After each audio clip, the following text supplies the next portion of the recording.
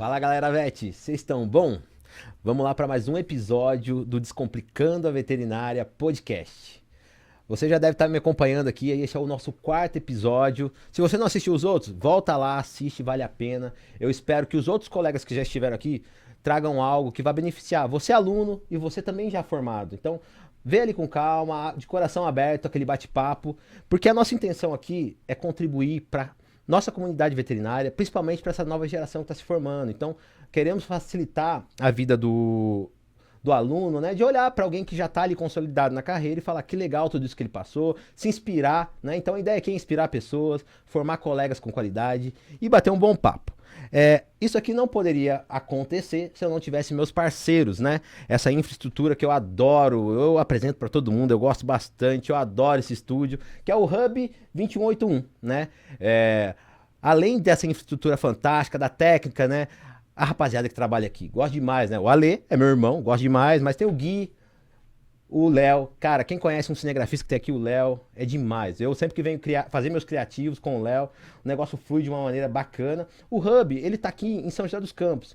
Ele é uma, vamos dizer assim, é uma solução para o mercado audiovisual. Além de ser uma locadora de equipamentos para o mercado audiovisual, o Hub também atende o infoprodutor. Então você que está querendo iniciar aí o seu infoproduto, criar uma audiência com criativos, ali uma audiência qualificada, o Hub tem essa solução. Então sugiro você entrar aí no Instagram do Hub e conhecer o serviço que eles prestam. Nesse quarto episódio, cara, eu tô aqui ansioso por esse. É um cara que mora no meu coração, é um cara que me inspirou, né?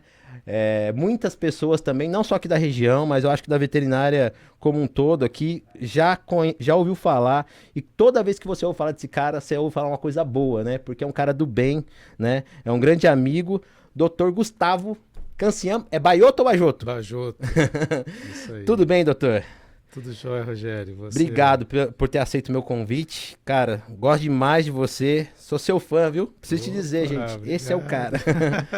Doutor, quem que é o Gustavo, né? Eu falo, doutor Gustavo, cirurgião, o Gustavo neuro, o Gustavo orto. Quem que o Gustavo é? Conta pra nós, tira essa dúvida. Vamos lá, então. Agradeço aí pelo convite para esse bate-papo, né? Falar de cirurgia é sempre um grande prazer, né? Com quem a gente troca ideia todo dia. É verdade. E com quem a gente trabalha. Já trabalhamos juntos várias vezes, então é sempre uma... É muito agradável falar Sim. do que a gente gosta e se dedica, né, há tantos anos. Eu posso me definir como cirurgião, né? Eu sou hoje cirurgião. Muito bom.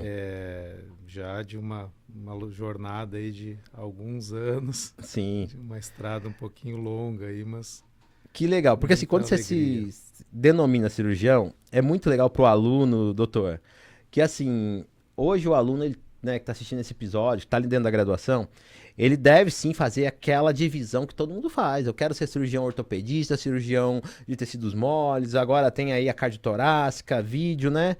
Então, você, né, tava me contando, eu já trabalhei com o Gustavo, cara, e tem uma experiência muito interessante e nessa evolução, né, o universo da cirurgia ele é bem complexo, mudou bastante, né? Então tem bastante coisa. Quando fala de cirurgia veterinária, a gente poderia ficar até amanhã falando disso, né? Porque é muita coisa.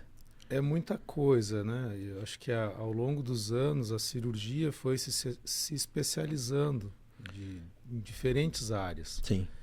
Coisas que quando eu comecei a trabalhar com cirurgia, você escolhia a especialidade. Hoje dentro dela você tem a neurocirurgia, a cirurgia ortopédica, a cardiotorácica, enfim.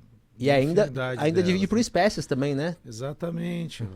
Deixa eu só contar uma coisa interessante. Você sabe que eu fui para a veterinária para trabalhar com equino.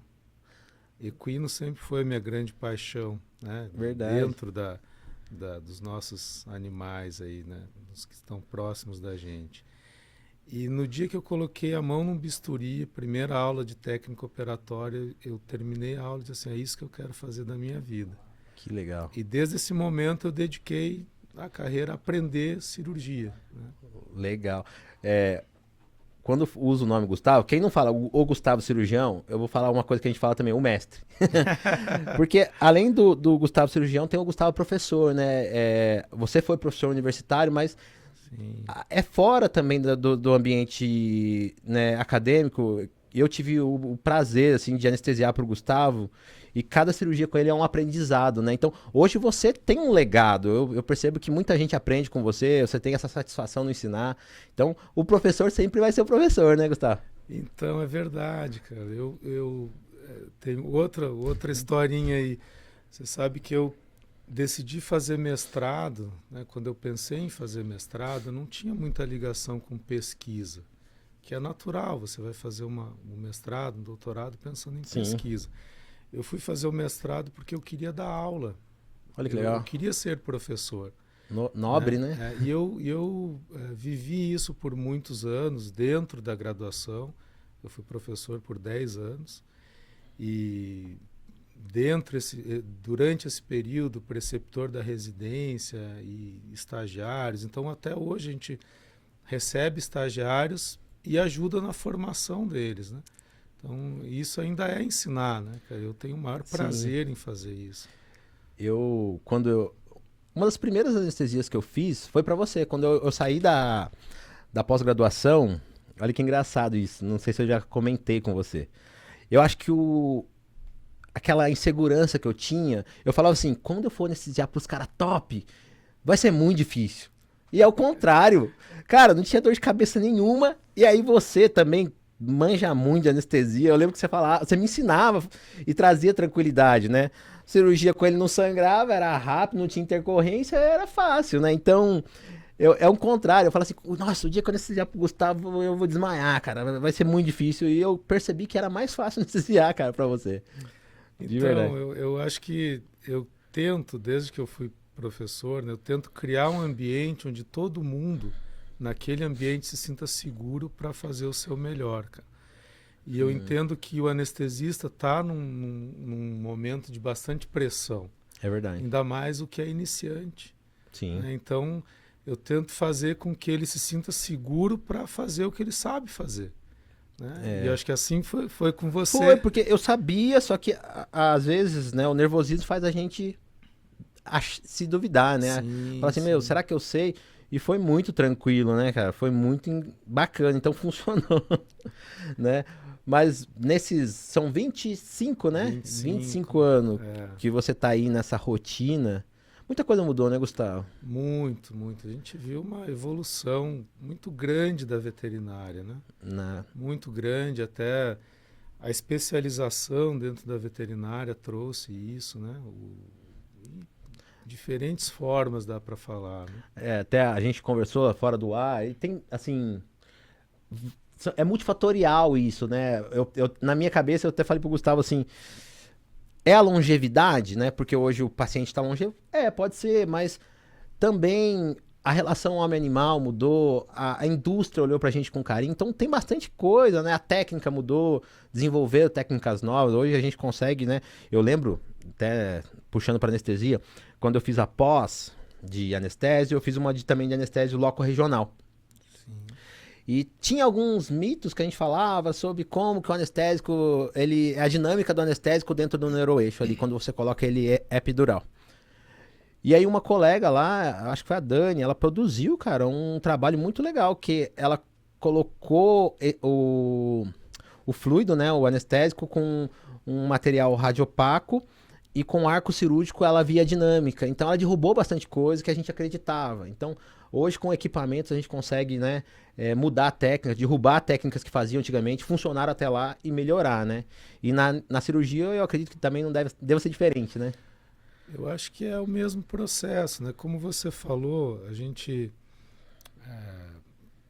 teve uma mudança muito grande, né? A relação das pessoas com seus pets, né? Hoje eu atuo basicamente só com animais de companhia, né? Com cão e gato, eventualmente com algum animal silvestre, selvagem e tal, mas é muito raro. Mas a relação das pessoas com seus pets mudou muito, né? Eles são Membros da família, né? Eles são tratados como membros da família. Sim. Então isso foi uma mudança grande que exigiu que a veterinária trabalhasse nesse sentido, em melhorar o acesso à técnica, a implante, a medicamento, a especialização, ao treinamento. Então hoje nós temos uma infinidade de formas, né, de nos qualificarmos aí para atuar de uma maneira mais A própria mais indústria, né, adequada. Gustavo, olhou com carinho pra gente, né? Pô, você pegar um fêmur de um chihuahua, de um rottweiler, tem uma variação muito grande, Sem né? dúvida. Então, quando você fala da linha de implante aí, Exatamente. Isso basicamente é muito claro na ortopedia, né? Há muitos anos atrás a gente trabalhava com implantes da linha humana e que não eram propriamente adequados para os nossos pacientes. e tinha né? que se virar. E hoje não. A veterinária trabalha com as mesmas empresas que produzem para a linha humana, produzem também para a veterinária com muita qualidade. Muito bom. Então você tem uma variabilidade de tamanhos e raças e portes atendidas, né? Muito bom. Por essa Já que você tocou aí no assunto você falou, isso normalmente é muito claro na ortopedia. Vamos começar falando de ortopedia, então. Não, lógico, né? O Gustavo atende tudo, né? Eu sou suspeito aqui, porque ele tem habilidade, né? Manja no negócio. Mas na ortopedia aí, hoje você vê também, já que a gente falou que teve uma mudança de comportamento em relação ao homem-animal, mudou também o modo de vida, né? Me corrija se eu estiver errado. É um mito que talvez a gente vai esclarecer aqui, né? O porcelanato, no alavancar, né? Pode fazer alguma alteração ortopédica? Hoje, falando agora da ortopedia. O cão que não vai mais pro quintal, ele tem que subir na cama, ele dorme numa cama king size, numa cama box, desculpa, que é dessa altura. Sim. No alavancar, ele também pode ter uma alteração no disco, né? Coisas do tipo? Eu acho que todas essas mudanças aí que foram ocasionadas no ambiente dos nossos pacientes, elas funcionam como gatilhos, né? De problemas que talvez existiriam por uma outra causa. Por exemplo, vou dar um exemplo claro aí, que você falou em disco, né? Uhum. Pacientes com lesão de disco, com compressão medular. Sim. Que existe uma frequência muito grande nisso.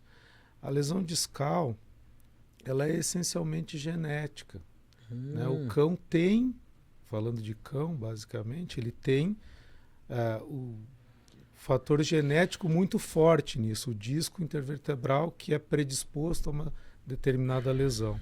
E essa lesão vai acontecer dependendo do ambiente que ele tiver exposto. Às vezes até o tutor se culpa. Mas eu deixei ele pular na minha cama. Mas assim, não é culpa sua. Isso aconteceria. Sim. Né? Eu vou contar uma historinha aqui de uma tutora, uma vez que me disse assim, doutor, o que aconteceu? Eu assim, nada. Eu disse, como nada? O cachorro está paralisado. Ela assim, não, eu estava sentada vendo novela e ele estava na minha frente, deu um grito, saiu correndo e caiu com o posterior sem conseguir se locomover mais. Então esse cão ele teve uma extrusão aguda de disco intervertebral com compressão medular muito grave sem ter feito nada. Ele estava dormindo. E era um cão que talvez uma raça predisposta a esse acontecimento. Então, assim, quando você falava, eu falei, me fez pensar numa coisa que eu li hoje, porque assim, talvez também, já nessa evolução que a gente acabou de comentar, que eu acho que vai nortear a nossa conversa, também evoluiu o diagnóstico. Antigamente, será que a gente não diagnosticava? Porque também investimento, a relação era diferente, o cara não mandava uma tomografia. Então, a gente ficou com essa falsa sensação que hoje tem mais. Por que eu tô te dizendo isso, doutor? Hoje eu sigo no TikTok um pediatra. E ele falou assim, agora tá na moda falar que tem autismo e TDAH. E ele falou assim, hoje parece que aumentou o número de crianças com autismo. E aí saiu um dado de um estudo americano que falou assim que não aumentou o número de autismo. Isso é um estudo, não é opinião minha. Também pode ser Eu não sei, né? Pode ser questionado o estudo, mas eles falaram o seguinte, é que antigamente não diagnosticavam. Sim. Então hoje o método de triagem melhorou, então a gente tem essa sensação que aumentou. Não, na verdade tinha, só que não era diagnosticado. Era considerado outra questão, entendeu? Sim. Então, será que a gente, fazendo uma analogia, o paciente sempre teve, mas a gente não chegava até a mesa cirúrgica ou até uma imagem? Sem dúvida. É difícil a gente dizer que não existia, né? Mas Sim. esse raciocínio é perfeito, porque eu acho que a gente não tinha o recurso de diagnóstico disponível, né? Vou dar um exemplo para você que é bem bacana, assim. Quando eu comecei a trabalhar com cirurgia, não existia raio-x digital, não existia raio-x volante, os equipamentos eram fixos. Eu lembro, E né? você tinha horário comercial normalmente para ter acesso a isso. Então tinha nos hospitais, as clínicas não dispunham de equipamento, né? Até que começaram a surgir centros de diagnóstico. Isso E limitado também de agenda. exatamente, mas básico, exame radiográfico, que é uma coisa simples na imaginologia, né? Simples Sim. assim.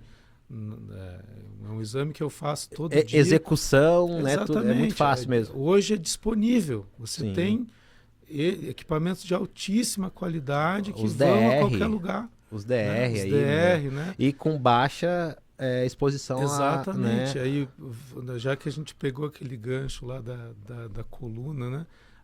Os exames de tomografia, ressonância magnética. Então, aqui a gente tem a felicidade de ter numa cidade 2 equipamentos. Eu sempre cito o Léo aqui. Disponíveis, né? Para você conseguir um diagnóstico rápido, preciso e agir de forma rápida também. Então, eu fico imaginando isso. A gente fica com essa falsa sensação, né? A longevidade, a disposição do tutor, porque hoje sim gera um custo, né, na veterinária. Agora surgem alguns convênios, mas muita coisa sim particular. O tutor tem que ali abrir mão de uma grana para fazer. E então a gente acha, hoje o cara topa, hoje o bicho vive mais e o modo que ele vive. Mas você falou, se tem uma predisposição genética, Sim. ele já teria, só que a gente não diagnosticava, né? Sim. Né? Mas a ortopédica também tem os traumas, né? Que é muito comum o Spitz cair de sofá. Eu já anestesiei uns 4 pro Gustavo. Então, tem isso, né? Tem alguns cães que têm as suas fragilidades, né? Dentro das raças. Né? Também, falando dessa questão, doutor, da forma que o homem hoje vive com o animal, criou-se as raças, né? Então, a cirurgia de rinoplastia, palatoplastia, que, vamos imaginar assim, alguns poderiam falar que era estética, não é, né? Não é, porque vou falar do American Bull, eu tenho uma bulldoguinha francesa em casa e ela não respira direito, né? Eu também tô para fazer. Então, são raças bacanas, mas tem ali sua condição que precisa ser corrigida. Então não é algo estético, realmente é importante fazer, né? Sem dúvida. A gente tem aí muitas alterações, né, que não só pela criação, mas a modificação das raças ao longo do tempo, né, em que você trouxe alguns problemas e que a gente consegue resolver, mas pensando em trazer mais qualidade de vida, né? Às vezes você falou de 2 cirurgias que são comuns do trato respiratório, dos braquicefálicos. Dos braquicefálicos, né? Verdade. Não só o Bulldog, mas o Pug, ou outras raças aí. E que você consegue trazer qualidade de vida para esse paciente. Foi. Né? Respirar melhor, dormir melhor, fazer um exercício. Eu não sei se você vai lembrar de uma situação que eu anestesiei para você, até foi um American Bull bem parrudo, que ele chegou em outro colega sedou, ele chegou hiperventilando. E você fez a correção e assim, tirou com a mão. Também tem aquela questão de toda a musculatura acessória ali que comprime. Sim. E você foi fazendo, explicando. E eu lembro que o bicho chegou hiperventilando, né? Naquela crise que estava obstruído. E feito o procedimento, assim, em questão de 2 dias, ele respirava tranquilamente, sem roncos, né? Você desobstrui a via aérea, né? Sim. Então você traz uma respiração suave, o paciente fica muito... Tem uma historinha dessa, é bacana, posso contar? Claro. Teve um colega que ele mandou um cão para eu avaliar, o cão dele, né? E a esposa dele é anestesista. Meu Deus. E aí a gente acedou o cão para avaliar uma lesão ortopédica. E aí não existia essa lesão, né? A gente suspeitava de uma lesão de ligamento cruzado. Eu avaliei ele sedado, disse, ele não tem ligamento cruzado, mas era um bulldog inglês. E aí esse cão não respirava muito mal, com muita dificuldade mesmo. Aí eu falei para ela, se ele não tem problema ortopédico, mas eu vou fazer a cirurgia, a estafilectomia, né, que é a correção do palato, porque ele respira muito mal. Ah, não sei, diz, você não tem escolha, ele está anestesiado, eu vou fazer e pronto. E aí eu fiz a cirurgia e esse cão ficou muito bem. E alguns dias depois o colega me liga assim, Gustavo, muito sério, né? Eu tenho uma coisa para reclamar com você. Eu disse, poxa, o que será que eu fiz de errado? Parou de mancar. Não, ele disse assim, dá para desfazer essa cirurgia? Eu disse assim, como assim desfazer? Eu não tenho como desfazer. Né? Mas por quê? Não, porque eu não estou aguentando mais. Esse cachorro brinca, pula, corre, tem uma vida ativa. Ele não fazia absolutamente nada. Hoje ele está brincando, pulando no sofá. E o dia inteiro ele passa nessa atividade. Então, é isso, cara. Sim. Qualidade de vida. O caso inicial ali, ele suspeitava de uma ruptura de ligamento, mas porque ele claudicava? Era um cão que tinha displasia coxofemoral, né? E a gente já tinha o diagnóstico da displasia e foi fazer a imagem para ver a displasia, o joelho, ver se tinha lesão de cruzado. E ele sedado eu avaliei e era íntegro, não tinha lesão ligamentar. Olha, você vê. A claudicação vinha do quadril mesmo, e aí nós seguimos com... assim, já estava sedado, ele já ia passar por algum processo, já estava, claro, triagem diagnóstica, triagem de exames, então ele era um cão pronto, apto para qualquer cirurgia. Não foi algo que a gente fez assim no susto, né? Ele era apto a qualquer cirurgia. Que legal. Então, já que nós não vamos fazer nada ortopédico, nós vamos fazer. Eu tô para fazer a Chloe. Eu acho que vai também. A Chloe, ela é bem bagunceira, mas eu acredito que ela vai ficar pior também. Além da ortopedia, assim, olha para você ver, eu até falei, né? Essa relação do homem animal vai nortear nosso bate-papo hoje, Doc. Sim. Também tem a questão da longevidade, assim como nós, né? Eu tenho observado na anestesia que hoje os pacientes com alterações endócrinas, que trazendo para a realidade humana, é uma realidade do senil, também está acontecendo na veterinária. Pô, o poodle ali com seus 20 e poucos anos, né? Com quase todas. Mas assim, isso também repercute para mim, na minha especialidade. Mas eu acredito, né? Pode ser que seja uma viagem minha, eu até preparei essa pergunta porque eu falei, pô, preciso perguntar pro Gustavo. Isso também vai aumentar o número de pacientes oncológicos, eu acredito, né? A longevidade, assim, a gente acredita que sim. Ou não. Dá para dizer hoje que, falando da minha rotina, né, Rogério? A minha rotina é de cirurgias de uma complexidade um pouco maior. E hoje nós trabalhamos muito mais com cirurgia oncológica. Então é a nossa maior rotina, nós somos procurados aí para resolver problemas. O Gustavo, quem conhece, fala, né? Cirurgia que ninguém põe a mão, leva para ele. É o mago. Mas assim... Acho que não é por aí. A gente vem aprendendo há muitos anos, então sabe quando intervir, sabe quando não. Né? Não, é admirável. A gente fala, pô, o Gustavo, quando ele também fala que não, pode acreditar, né? Mas até você me fez lembrar, Gustavo, quando você falou disso, porque eu não sei como que é pro aluno, né? Quando você fala cirurgia oncológica, o tumor, a neoplasia, ele vem à mente do aluno, posso estar equivocado, os lipomas, coisas ali que a gente vê, externas, né? aquela na mama, né? O tumor de mama, que é clássico, né? Sim.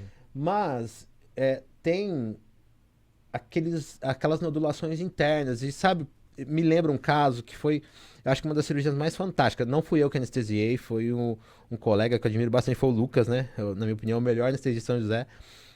de um paciente que você tirou um tumor, se eu não me engano, era do pericárdio? Da aurícula direita, né? Foi uma cirurgia assim.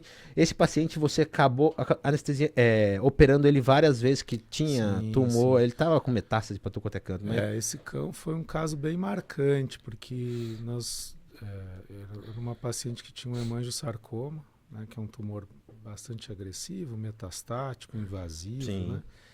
E nós operamos inicialmente de um nódulo que estava hemorrágico, estava sangrando no fígado. Então fizemos uma lobectomia hepática e alguns meses depois ele teve um derrame pericárdico com uma efusão grande, um tamponamento cardíaco, isso foi drenado, aí foi novamente falando do diagnóstico, né? No eco, a ecocardiografia, você pode ter uma ideia do que se passava, e a tomografia. Então na tomografia se viu uma massa importante na base cardíaca. E olha pra você ver, né? A gente logo, quando você fala de cirurgia cardio, né? Os admiradores aí de Christine Yang em Grey's Anatomy devem ter pensado, nossa, que legal, né? Tem o melhor dos mundos, sim, que é a questão de ter o acesso a uma tomografia, uma ecografia, como você disse.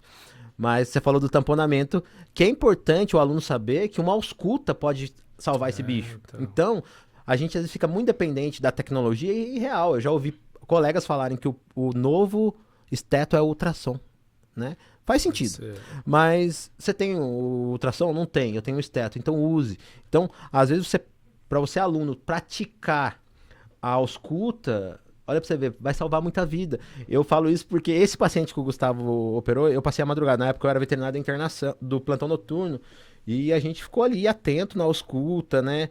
Pra saber se ia tamponar. Foi um pós-operatório muito bem detalhado. Então, além de ter esse avanço, né? A gente também tem que se capacitar. É importante o aluno ter essa consciência. Eu brinquei aqui do Grey's Anatomy, na veterinária é o Grey's Anápolis, viu? O Gustavo sempre falava em centro cirúrgico. Gente, é uma aula anestesiar pro Gustavo.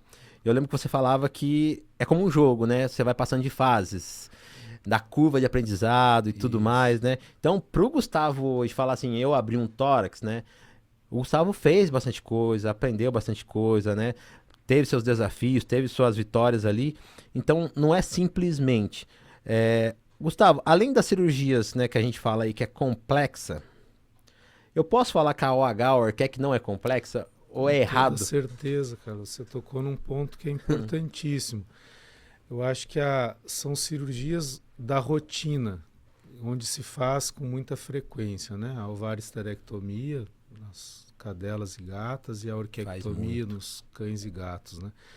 A rotina é muito grande, mas ela é uma cirurgia um pouco subestimada do ponto de vista risco, né? Ou complexidade. Faz sentido. Então, às vezes, como se faz muito, você subestima. É o que mais vê na faculdade. Risco. Exatamente. Também. Então, tem pessoas, por exemplo, as pessoas brincam que eu não sei fazer ovariosterectomia. Porque eu quase não faço algumas por ano, né? Sim. Umas 4, 5 por ano, porque não é a minha rotina.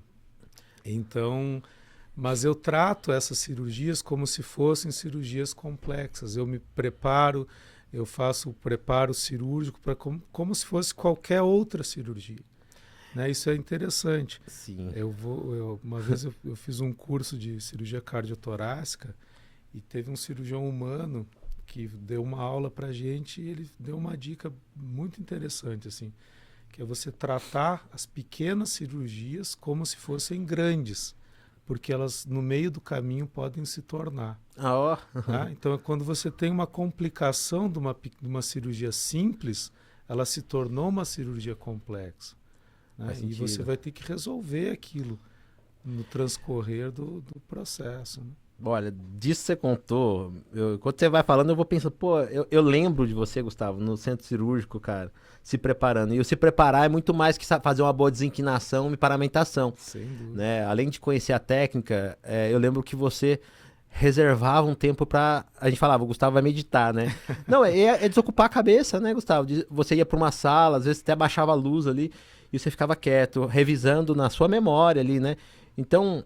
eu percebo que às vezes sim, a energia ali do ambiente cirúrgico, o cirurgião chega muito agitado, toma uma fechada no trânsito, ele chega contando história, sabe? Ele não tá focado no negócio. Então, é muito mais que saber vestir uma luva, né? Sem dúvida, cara. Eu acho que isso é um pouco pessoal, né? Uhum. Eu preciso desse preparo, né? Alguma cirurgia que a gente não executa com tanta frequência, eu vou lá, eu pego o livro, eu reviso ela. Muito bom. E aquelas que fazem parte da rotina quase que diária, eu refaço essa cirurgia mentalmente todas as vezes. Enquanto eu estou me preparando para E aí cai naquilo que você falou, da cirurgia pequena se tornar uma cirurgia grande. Você deve sim falar assim, e se tudo der errado, eu tenho que ter um plano B. Aquela frase clássica, não se sobe o morro com a bala contada, né? Você me ensinou isso. Então. Né? Então, assim, eu estudei o melhor dos ambientes, né? Então, vou lá, vou fazer. E se der errado, quais são as possibilidades? Como que corrige, né? Porque hoje é um assunto muito falado, quem faz pós-graduação, principalmente em cirurgia como um todo, no controle de danos. Exatamente. Às vezes a gente não tem essa consciência, né? Lógico, você sim, mas demorou para cair essa ficha para mim, na tentativa de corrigir algo cirúrgico, eu gero outro dano. Então, a cirurgia também gera um dano, né? Claro, a cirurgia é um processo invasivo, né? Sim. E você promove uma agressão no seu paciente para tratar alguma coisa. Sim. Esse é o objetivo. Então, acho que o grande desafio da habilidade cirúrgica é minimizar isso. Você trazer um dano cada vez menor. E aí vem, né? A gente até conversou um pouquinho sobre isso, daquelas técnicas de cirurgia menos invasivas, né? Sim. A videocirurgia, por exemplo. Hoje, já pode dizer que é uma realidade ou a gente está ainda engatinhando? Não. Hoje ela é muito bem fundamentada. Inclusive, é o meu próximo objetivo. Que legal. Eu sempre tenho que ter alguma coisa para aprender. Né? Legal. Eu não consigo fazer a mesma coisa da mesma forma por muito tempo. Eu tenho que sempre pensar em algo novo. Então, que legal. A videocirurgia é aí o meu próximo sonho aí de realização. E, assim, no controle de danos, provavelmente, né, a molecada que está aí na pós-graduação de cirurgia deve ter pensado o seguinte, o ortopedista, né, aquela questão de, uma frase que eu já ouvi muito, né, a gente que está na anestesia acompanha muito cirurgião, a cirurgia para o raio-x, né, eu fiz uma cirurgia ortopédica, ficou bonito para o raio-x, mas o que eu gerei de lesão ligamentar, acessória ali, não vai aparecer no raio-x, mas tá no Instagram. Só que eu extrapolo isso, porque assim, de novo voltando, né? Tratando a cirurgia pequena como uma grande. Numa simples OH, eu não tratar vísceras como uma gaveta de meia, né? Exatamente. Porque a gente sabe que a dor do sistema ali, que tem peritônio, parietal, visceral, é por compressão e dilatação. Então, às vezes eu tô gerando cólica, aquilo vai gerar dor no pós-operatório. Ou até numa ORCEC, o tanto que eu traciono, sabendo que a parte nervosa vem do que seria um ovário, né? Então, eu posso gerar uma cólica se eu traciono muito, ou se eu, às vezes, manipulo com uma certa indelicadeza as vísceras. Eu acho que isso é um ponto bem interessante, cara. Você, como anestesista, vai... Eu falo anestesista, né? Hoje a gente fala mais em anestesiologista, mas o sentido é o mesmo do que eu vou falar. Assim, eu acho que a observação de cirurgiões diferentes, quando você trabalha, vai entender que o cirurgião causa um grau diferente de dor. É verdade. Né? Então, tem cirurgiões que são mais inflamatórios, eles fazem manipulações grosseiras, trabalham de forma muito grosseira com o tecido e esse paciente sente mais dor no transoperatório. Na mesma técnica que o outro desenvolve. Na mesma técnica. Ele inflama mais depois, ele leva mais tempo para se recuperar. O plano anestésico é diferente, que às vezes você tem que mudar o plano. Né? Então, eu falo isso porque tem cirurgião que você fala assim, eu preciso bloquear. Esse aqui eu vou com uma infusão. Eu até conversei isso com o Juan, né? O meu primeiro episódio foi com o Dr. Juan, que também é anestesiologista. E a gente conhece a mão do cirurgião, não é verdade? Sim. Então você sabe aquele sim que não gera dano, né? Você E a vai gente acha que o aprender. dano é gerar uma hemorragia, cortar a aorta do bicho. Não é. É simplesmente o manipular algo que possa gerar dor, sabendo que a recepção de dor de vísceras é por compressão e dilatação, né? Gera cólica. Então eu sou muito atento a isso. Eu sou muito atento. Sim. Até tem uma brincadeira que a gente fala que quer saber qual cirurgião é bom, pergunta pro anestesista. Não Exatamente, é? Que a cara. gente acompanha, de certa forma. Você vai perceber como que é a manobra que a pessoa É, mas realiza. o que é louco, assim, Gustavo, eu percebo, né? Quando eu tava ali anestesiando pra você, eu sempre tava aprendendo, né? Dessas questões que eu tô falando com você aqui mesmo, né? Você fala, meu, não faça assim, porque eu vou atrapalhar a sua anestesia. Então você tinha esse cuidado até com o anestesista. O foco era o paciente, mas você falava, ó, eu não atrapalho a anestesia, você não precisa mexer no plano. E aí era o professor Gustavo, não era o cirurgião Gustavo, né? E eu preciso contar uma coisa aqui, gente. Eu preciso contar uma coisa por honra, viu, Gustavo? É, Você um dia fez algo que marcou, cara, que me marcou. Eu era enfermeiro num hospital. Eu não sei se te contei isso ainda, viu? Eu era enfermeiro no hospital e eu tava naquela neura que todo graduando tem de, meu, se a RMV vai mandar no meu e-mail hoje, o meu número, hoje eu tô habilitado, hoje eu já tô com o jaleco na mão, a hora que sair, né? Minha família já até comprou pizza. Era assim. E aí, você estava atendendo um cliente que, na verdade, ele era seu amigo, assim, ele se tornou seu amigo, era um papo legal ali, você estava drenando, eu não lembro se era tórax ou abdômen, você estava drenando, e você, naquele dia, me ensinou uma técnica muito legal de drenagem com catéter, fenestrado, só que aconteceu uma cena ali, né, porque quando você chegou no hospital, eu falei, você sabia que ia chegar que naquela semana ia sair, eu falei, saiu meu número, você, pô, que legal, não sei o quê.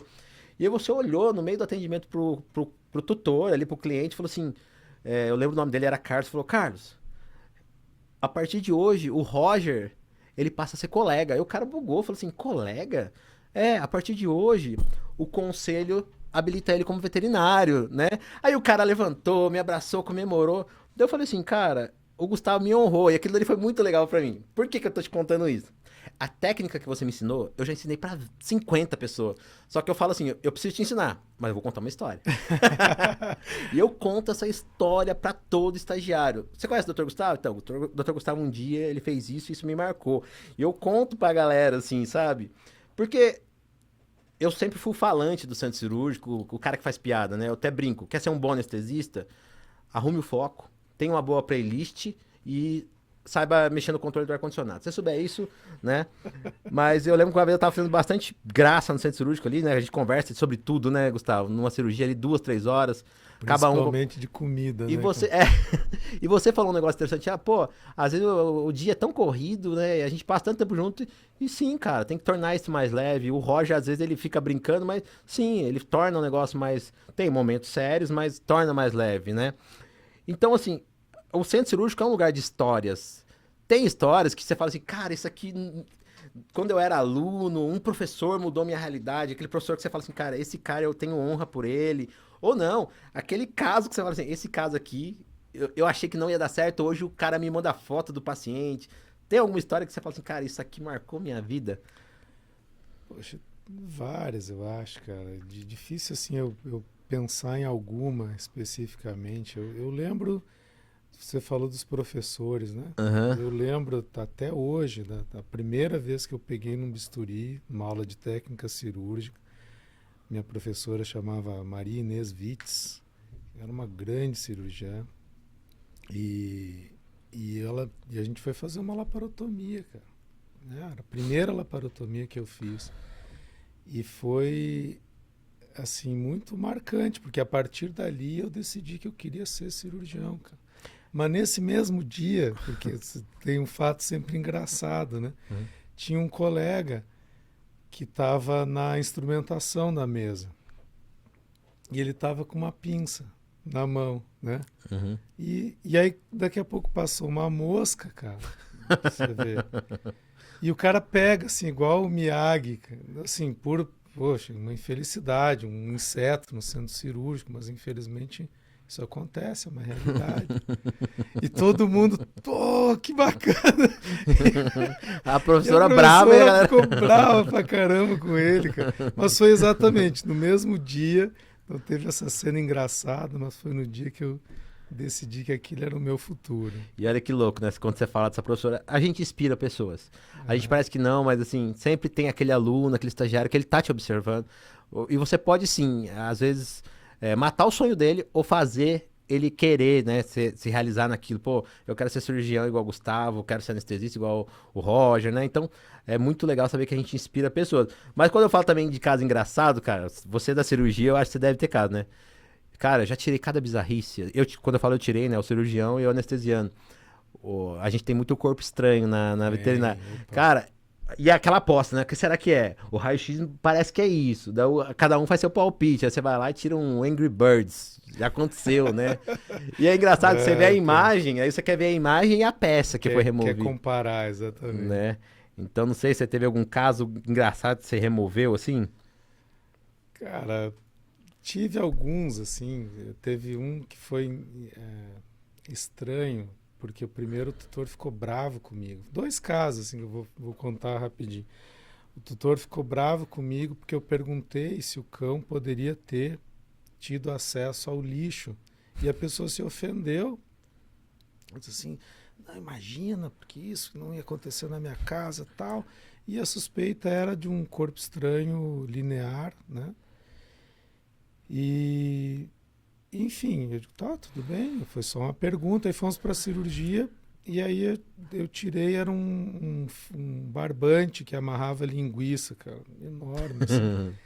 E aí eu terminei a cirurgia e eu falei com a tutora assim, que dia foi o churrasco na sua casa? Assim, por que você está me perguntando isso? Teve linguiça? Ela assim, por quê? Assim, foi tal dia. Assim, teve linguiça? Teve, então, porque o corpo estranho foi esse e provavelmente o cachorro mexeu no lixo. Então, quando eu perguntei, não foi para ofender, Mas para tentar encontrar uma suspeita. E a anamnese é o que vai direcionar a gente, né? Exatamente. Muito comum. Quando você fala disso, o cliente, eu lembro de House, né? House falava, nunca confie no paciente. Na verdade, a gente tem que confiar, né? Porque a gente pergunta para um, ele responde pra gente tratar o outro, Exatamente. né? Mas já vi casos, quando eu era enfermeiro, a clínica fala assim, come comida? Não, e o cachorro vomitar arroz na mesma hora, né? Então, vai acontecer essas questões, né? Eu lembro sempre do Gregory House, né? Falando disso. Hoje, Doc, Hoje eu fui anestesiado numa clínica e a gente tava numa discussão, né? Foi até interessante. Calhou de eu vir hoje gravar com você aqui. E eu acho que tem muito a ver com a cirurgia e eu acho que contribui pro aluno. Eu fui para anestesiar uma outra questão, era uma cirurgia oftálmica, mas tinha um paciente internado nessa unidade que ele tinha um abscesso em baço. Qualquer um vai concordar, faz Splenec e tá tudo certo, né? E parece que esse abscesso ele cedeu, né? E acabou que foi pus para cavidade. Certo. Então a ultrassonografista já tinha visto ali uma peritonite por conta desse abscesso, desse pus que foi pro peritônio ali, né? E ela drenou, realmente era pus, né? Então ficou aquela questão, vamos abrir, fazer Splenec, lavar a cavidade, né? É o que todo mundo pensaria. Só que daí tinha outra questão, o outro lado da moeda, né? Que eu acho que entra aí a individualização. O paciente já era senil, tinha várias comorbidades, né? Ele tinha anemia, por exemplo, já tinha seus, se eu não me engano, era um pastor de 17 anos. Então tava o time de opera, o time de não opera, né? E vieram me perguntar, então melhora mas será que dá para melhorar o score dele antes? Será que dá para resgatar alguma coisa aqui, né? Ou não? É aquela famosa frase, se ficar o bicho pega, se correr o bicho come. Sim. Então tem tido esses casos que você fala assim, eu tenho que tomar uma decisão. Todo tempo, Roger. Todo tempo a gente tem que decidir, né? E espera sempre que a decisão seja a melhor possível. Sim. A gente sempre decide, né? Sobre isso. Acho que a gente leva muito tempo para saber quando não intervir, né? Quando não intervir é o melhor caminho. Sim. Mas falando desse caso especificamente, muitas vezes a gente tem pouco tempo para fazer uma melhora clínica, para trazer uma melhora clínica, aí eu diria que talvez seja uma estabilidade hemodinâmica para você conseguir fazer uma anestesia com mais segurança e proporcionar ao cirurgião a chance de operar esse bicho, né? Então, acho que é mais ou menos isso. Eu vou colocar na mesma balança um paciente com... E que não é raro, hoje nós temos essa rotina, é muito frequente, um felino com obstrução bilateral de ureter, né? Tem que com fazer. Um paciente urêmico, grave, onde o risco anestésico é alto. Sim. Você não tem como estabilizar esse paciente. Você não vai melhorar a uremia dele sem produzir urina, né? Sem eliminar a urina. Faz sentido. Então, é uma estabilidade hemodinâmica e vai ter que ir para a cirurgia considerando esse risco todo. Vai ter que passar. Você só muda estratégia, pensando pelo ponto de vista anestésico, de, né, deixa eu controlar mais isso, mais aquilo, porque Exatamente. Você sabe, né? E aí nessa situação tem um pedacinho que eu acho que é importante. É você escolher pelo que vai ser mais rápido para esse paciente. O que você vai fazer de forma mais rápida possível para que esse procedimento seja curto, né? E que você logo consiga recuperar esse paciente da anestesia. Pode ser que você até planeje fazer em 2 etapas? Sem dúvida. Né? Sabe por que eu pergunto isso, Gustavo? Porque parece hoje que é errado isso, né? Do tipo assim, mas eu vou falar pro tutor que daqui 3 dias abre de novo? É o melhor do cenário do que ficar 1 hora e perder. Exatamente. Vamos planejar meia hora, resolve o que tá pegando e depois a gente volta e... Eu vou aproveitar esse gancho para falar de um mito que a gente vive na cirurgia e na anestesia. É verdade. Na anestesiologia. Que é aquela questão de você aproveitar o momento para fazer mais de um procedimento. Né? Então, a minha luta diária, na minha especialidade, mas aí envolve a sua também. Né? Sim, tá bem junto. Que é o seguinte, você trabalhar com procedimentos de curta duração. Aí eu tenho um paciente politraumatizado com várias fraturas. Então você trabalha nas que são mais graves, que trazem mais risco, e no dia seguinte você faz outra, e no outro dia outra. E as pessoas acham que, assim, cada vez que o paciente vai ser anestesiado, ele tem um risco de óbito. Na verdade, eu sempre falo para o tutor, eu prefiro fazer 4 anestesias de 1 hora do que uma de 4 horas, onde o meu paciente vai ter um risco muito grande. A chance de CIRS até numa dessa, né? Exatamente. Porque é muita inflamação. A gente concordou agora há pouco que a cirurgia também promove inflamação, né? Então tem toda uma bioquímica envolvida que acaba, sim, repercutindo ali na mão do anestesista. Eu percebo bastante nisso, né? Eu falo até para cirurgião. E entra nisso que você falou, de 4 cirurgias de 1 hora do que uma de 4 horas, porque a hemodinâmica da primeira hora é totalmente diferente da quarta. Totalmente. Né? É totalmente... Então... Mas você sabe que eu tenho percebido que os tutores têm entendido isso. Sim. E isso é muito bacana, porque antes ele vinha com conceitos. Eu quero resolver tudo de uma única vez. Sim. E cabe a gente desmistificar isso, né? E vai voltar lá pro começo do nosso papo, porque sim, a técnica mudou, a tecnologia mudou, a segurança mudou. Então, quando você fala que mudou tudo isso para cirurgia, eu também posso dizer que mudou para anestesia, né? Então, hoje, o cara fala assim, eu prefiro que faça 3 vezes, porque ele sabe que é seguro, né? Mas você posso dizer, doutor, que é uma culpa nossa? Vou chegar lá. De oferecer lá atrás o combo. Sem dúvida. Vamos aproveitar. Porque, assim, antigamente era mais arriscado. Então, também, nós tínhamos essa preocupação de, tipo assim, já que vai te castrar, tira a verruga. Limpa a boca, né? E hoje a gente tem vários trabalhos que dizem que não é interessante usar a cirurgia contaminada junto com a estéreo, né? E então, cabe a nós ser agente de trazer essa consciência ao tutor de dá para fazer vários procedimentos, tornar mais seguro, né? Recuperar uma coisa. Inclusive com os próprios colegas, né? Que indicam o nosso trabalho. Você chegar para eles, olha, você me mandou um paciente que tem várias coisas para serem feitas. Vamos colocar o que é mais urgente, o que traz risco de vida, o que traz mais qualidade de vida, ou enfim. E E levando a em partir daí consideração você vai... a idade do paciente, né? Questões de comorbidades. Então, eu acredito. Mas hoje, para a gente conseguir falar isso com uma certa tranquilidade, eu acho que a gente consegue falar sobre isso, eu e você, Sim, porque a gente já tá na lida aí, tem, né? Eu não tenho a experiência sua, mas eu acho que o aluno recém-formado, ele tem um medo dele ser questionado, sim, né?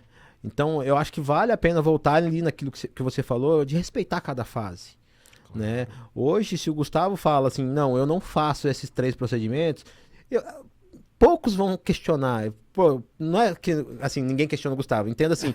Não, o que eu tô dizendo é Sim, assim, pô, entendi. o Gustavo é um cara que sabe o que tá falando, é um cara do bem, é um cara que tem respeito ao animal, à profissão dele, se ele diz, tem um porquê, né? E sim, vamos levar em consideração a fala dele, né? Mas porque o Gustavo teve seus 25 anos ali. Lógico, se a gente abrir aqui, Gustavo, fala de coisa que tomou na cabeça. Vai falar, rapaz, vão chorar, né? Mas o recém-formado, às vezes, que tá ali iniciando a vida volante na anestesia, na cirurgia ou num hospital, às vezes ele fica com medo de refutar isso e fala assim: eu não vou fazer.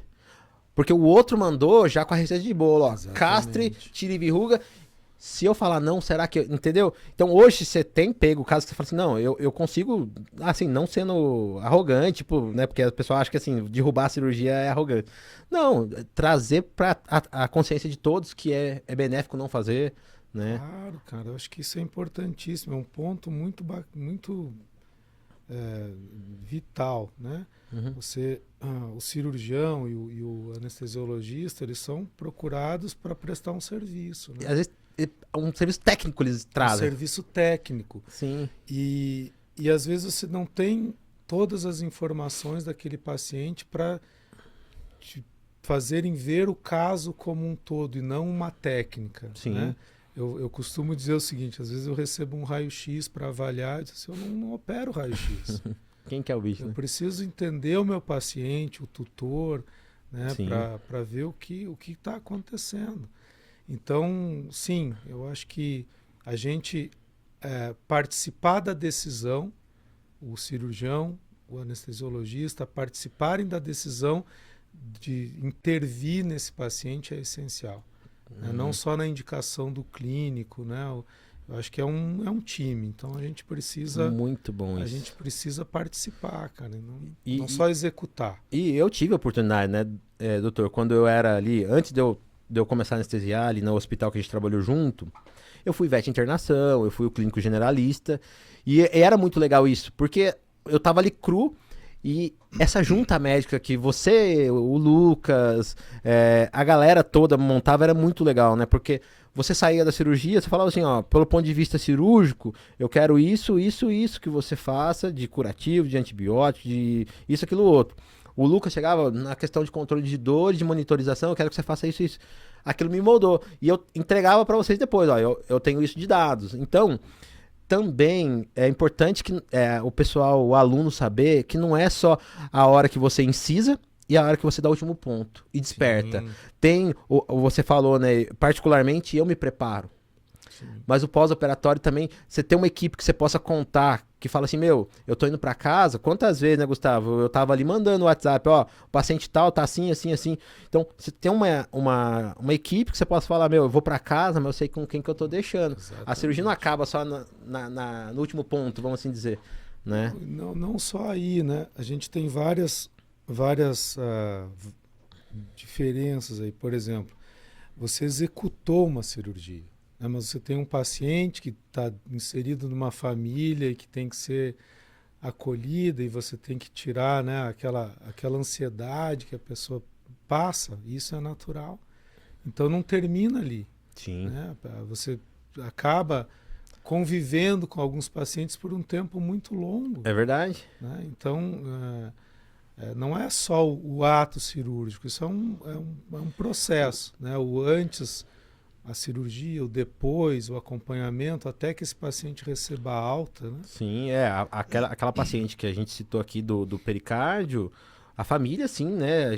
Toda a equipe do hospital ficou bem próxima, porque Sim, foi um acompanhamento muito próximo, tanto do muito. paciente quanto o hospital tinha o serviço de hospedagem, eles ficaram 30 dias com a gente lá no Sim, hospital. foi muito tempo. Então é muito além de saber o peso do bisturi, né? Sem dúvida, cara, Mas sem dúvida. assim, as falas do Gustavo, gente, é muito boa, assim, né?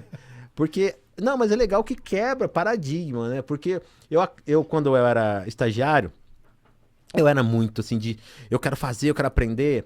E aquela, sabe, mastectomia que 2 horas só pra fechar, que é um labrador de 40 Uma quilos. cirurgia Aí eu grande. falava assim, deixa eu dar ponta, é pele. E um dia você falou pra mim, não trate dessa forma, porque, lógico, você tem que aprender com alguém ali qualificado ao seu lado. É assim que se aprende, né? Com respeito ao paciente. Mas você falou, o ponto de pele pra mim também é algo importante, porque é o que o doutor vê, é onde eu demonstro carinho.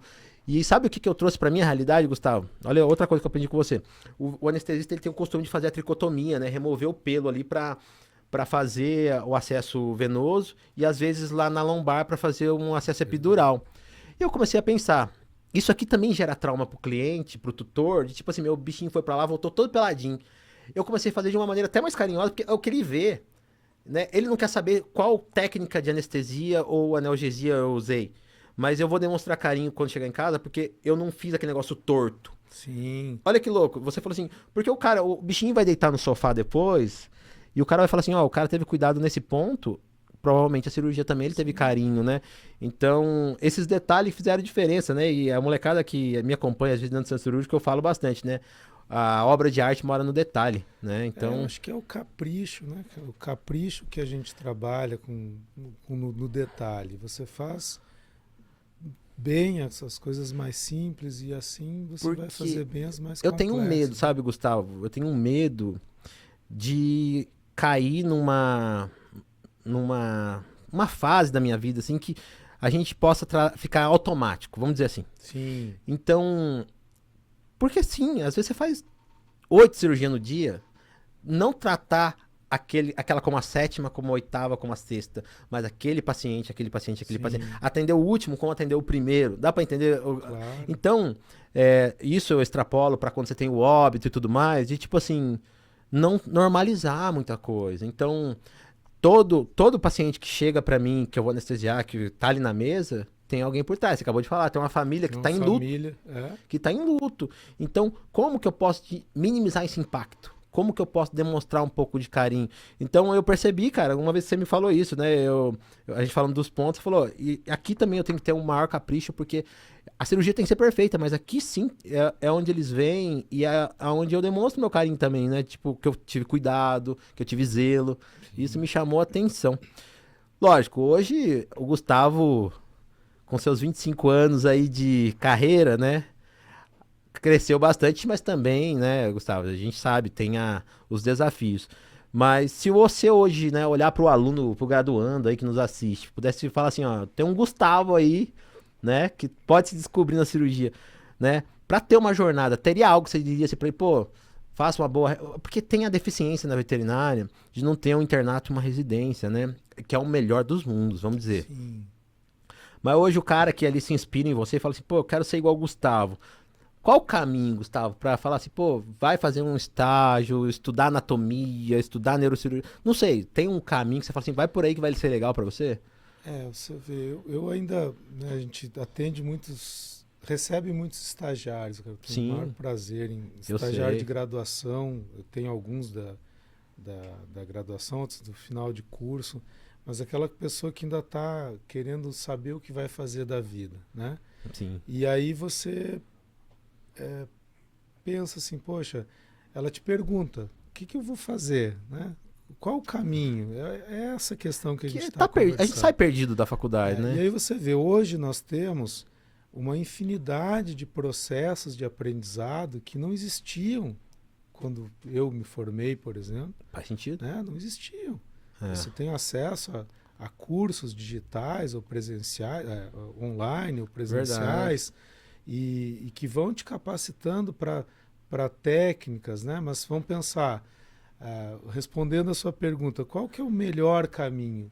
Eu acho que depende muito da pessoa, Sim, muito do acredito nisso. indivíduo.